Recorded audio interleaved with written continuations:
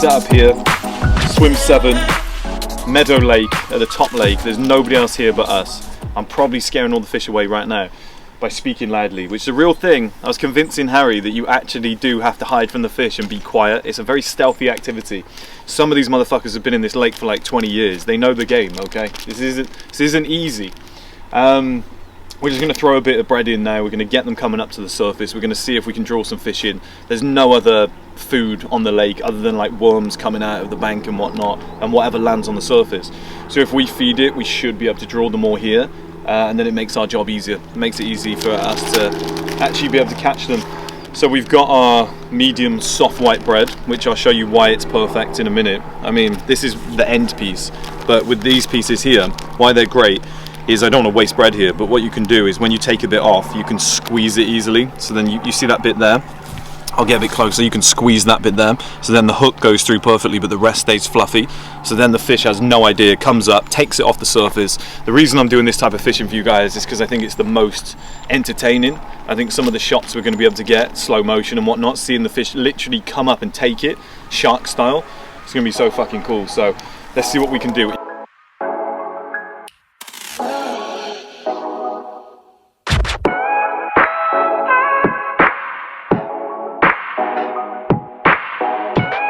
So I'm going to teach you guys how to set up. I actually love this rod. My dad actually bought me this rod years ago, probably 12 years ago now, maybe longer, maybe 15 years ago. I think it was a birthday present. I've caught many a fish on this rod. Next up, we've got the reel.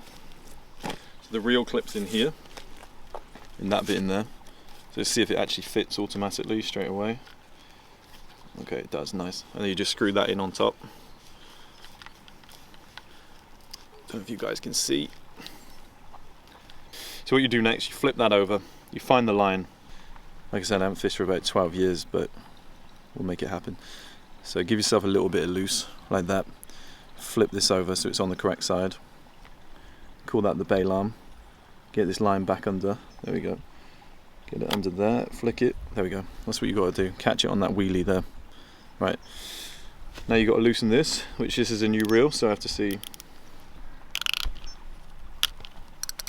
There we go. So when you've actually, this is an important factor as well, when you've got a fish on the line, you can loosen that up. Otherwise your line can snap. So you loosen it up so that they can actually run away with it.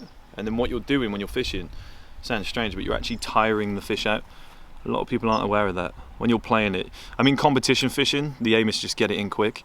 Now what we got to do is get it through these eyes. Thread it through each one. We're only using 8-pound line, which is really light, but I don't expect to have a shark on the end today. And as long as we're using less tension on the line, we should be fine. You got to be a pretty shit fisherman for it to snap. But yeah, we'll just go through each one of these eyes.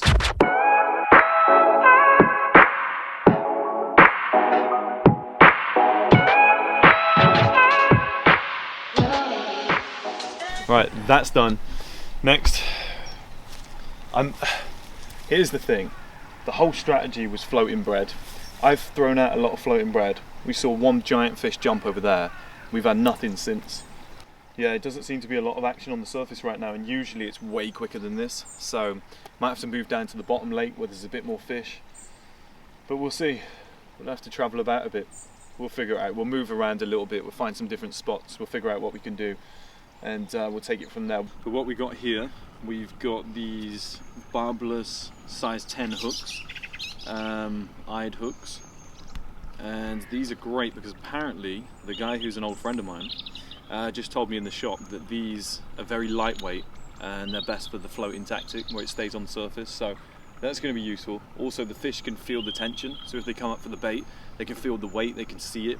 This one is tiny. They tell you to cut this with a knife or whatever. I've been doing this for years, it's no problem at all. There we go. Put it in your pocket, don't drop it down on the floor, because you know, anything that you use during fishing, don't drop it on the floor, because you've got like ducks and stuff that could pick it up, could choke on it. It's really bad. So what you want to do here, you want to go through the front of the hook. Everyone goes through the back, you want to go through the front here. So you go through there. So you go through there. Now I'm going to teach you guys how to, bear with me, I'm going to teach you guys how to tie what's called a blood knot. So you pull that give yourself a decent amount of length. You want to loop that round there to create a loop. Right, now you've got your gap. Go round again, and again, and again, and again. So just go around a few times. Create that tension. Do you know I use a blood knot? Because the more it gets pulled, the tighter it gets. And that's why it's so effective for fishing, because as the fish has got the hook in its mouth and it's pulling and running away, it actually gets tighter and tighter. So it can't actually be broken, unless the line snaps, which is different. But this is why it's such an effective knot. So there we go, I think we got enough now. And then what you do, so we came through the front, so what you do is you come back through the back, on the way back through, grab the end, pull that, here we go, we're going to see it in motion, and as we pull that, you see how it got tight? Let go of the hook so it doesn't stab me in the hand, and as we pull it, see how that got tighter? And it's not completely invisible, but it's pretty good. And then all you got to do is just cut off. Or if you're a savage, bite off. Be careful with the hook, guys. One of the strategies you can use to be safe is to hook it on these eyes. So it depends on the length. Obviously I can make it longer, but we should have enough tension here. Here we go. So what you do, bring it down here and just hook it on there. I mean, usually you have a float, weight, cage, everything, but as we're just doing floating bait in autumn, and there we go, now it's safe. So then you can get mobile. Now you're mobile, so you can just pick up your rod, walk around, go wherever you need to go for this type of fishing, and that is perfect. So we should be ready to go. I'll now just show you guys how to put the bait on. So what we got here, the bait that we're using, or fake bait. I knew that technology had come on leaps and bounds. This is what they call artificial buoyant surface mixers.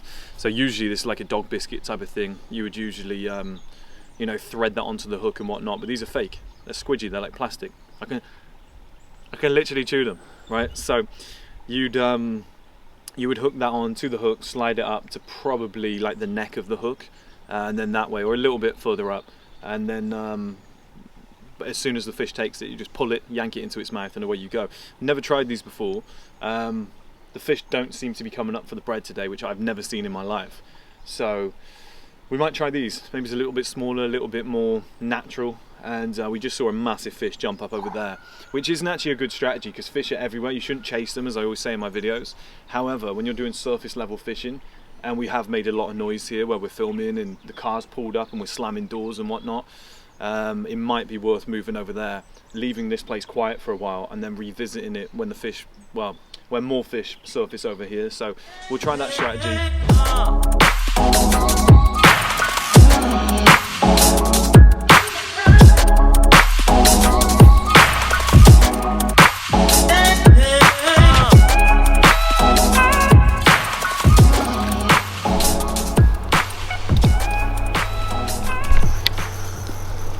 Here we go.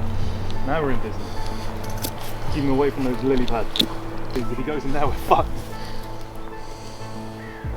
Come on, get out, get out, get out. We got him out. Nice. Oh, fuck. Oh, shit. I could still get him. Oh my God.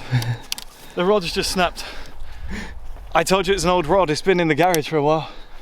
I can still get this in. I don't know if this is going to hold up. Fuck. It's a massive common carp. Mate, this is trip over. We're fucked, so we got to get this in. It's got to be done. There's no other choice. All you got to do, right, scoop underneath, and then when you get it, just hold it there, and just like make sure he's in, and then just lift it off the surface, but don't lift. You know what I mean? Just make sure he's like hovering so he can't get out, so you can hold the weight in the water. As soon as there's an opportunity to get him, mate, get him. Alright, I'm going to start walking back so I can get him up. I'm going to use the hill to help me. Yeah. If he comes up, get him, mate. Here we go. Wait, he's going to get tired. As he surfaces, right, get him, mate. Go underneath. Oh, wait. We can get him like that, though. I just don't have enough to bring him to the surface, annoyingly. Shit. Right, here we go. Right, he's going to come up now, mate. He's getting weak. I can feel it. I can feel it. Here he comes. Now? Yeah, go. That's it, mate. Pull him up. That's it. That's it. Yes! We need to get over to that hooking mat. The rod is absolutely fucked. Oh my god, have you ever seen anything like it? Let's get this boy on the flat. Common carp, you can see from the scales there, guys. What we need to do now, I'd say he's about 4 pound, 5 pounds. He's got a big belly on him. You've got to be firm with them, hold them down, and then try and get this hook out. I think I got it. Yep, right. So that's what we got, guys. We got a nice common carp, about 5 pound, beautiful. See if I can hold it properly. I've actually got my finger just resting in its mouth right now so it doesn't go everywhere. But yeah, beautiful. What a catch. Let's get him back in. So we're going to put him back in now, guys. Safe practice, we don't kill him. Let's get it back in. That's a good fish. Put up a hell of a fight. Let's get him back in the water. What you got to do, I've got to teach you guys quick. So instead of just putting it straight back in, the fish has just been through a battle. It's just been through distress. It's going to be like, obviously all over the place, wondering what the hell's going on. It's going to be stressed. So you let it recover first for a little bit. Just keep it in here, let it recover, let it get the oxygen back in, and then when you see it, see he's not moving too much yet. Once he wants to start swimming around, there we go, he's moving a lot, there you go, he wants to go. So spin him round. Here we go, let's spin him round, see if he can face outwards. He doesn't seem to want to turn, there we go. Right, now that he wants to turn, just lower it down, let him go out, and away he goes. To the he'll go to the bottom now to have a little sulk. That's what they do. They go and have a sulk. But what an ordeal! Successful little operation. We stink a fish. That was a hell of a battle. That's probably the hardest land of my life. My dad's rod is now snapped. It is what it is. We managed to land him. Well,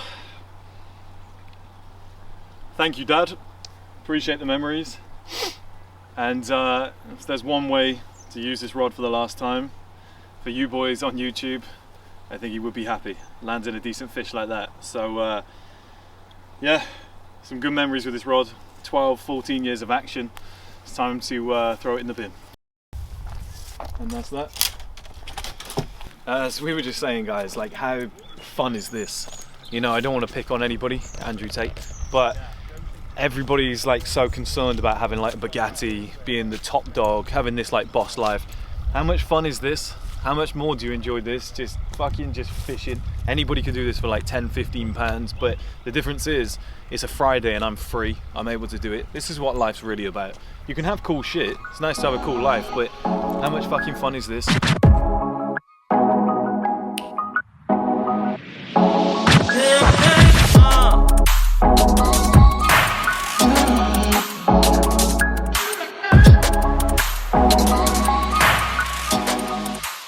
But a little history lesson, the common carp, you see that the one that we just caught, it has the scales. The mirror carp don't have scales. So it was actually monks that made this happen. Monks were descaling the common carp so that they could eat them. They did it so often that the fish started evolving to be, you know, to be bred, to be born without the scales. And that's why we got common carp and mirror carp. Mirror carp are almost like an adaptation that came from the monks constantly descaling them. And the ones that had less scales, they kept breeding them and whatnot, and it made it easier to eat. So as soon as you caught one, you could just chop it up, cook it, away you go. With the common carp, you have to descale it first, so it takes a lot longer. It's a pain in the arse, and that's why you've got the two different types of main carp. You've got koi, you've got ghost carp, you've got different variations. You have these little wild black carp, which they have in here as well, which is pretty cool. But that's the two main variations, and that's why it was the monks descaling them. Little history lesson for you boys. I'm kind of happy and sad at the same time, because we got the shot, we got the money shot. We landed a half decent sized fish. It was fun, it was dramatic. I promise you it wasn't scripted. We were just saying you can't make this shit up. It's almost like the content gods are really favouring us right now. If you enjoyed it, let me know in the comment section, and if you did, we'll do it again, because I thoroughly enjoyed this. I think this was hilarious. Give me some ideas for the Becoming a Man series. I think this could be fun. What else can we do? This was fun. I enjoyed this. I hope you guys enjoyed it, and I'll speak to you soon. Have a good one.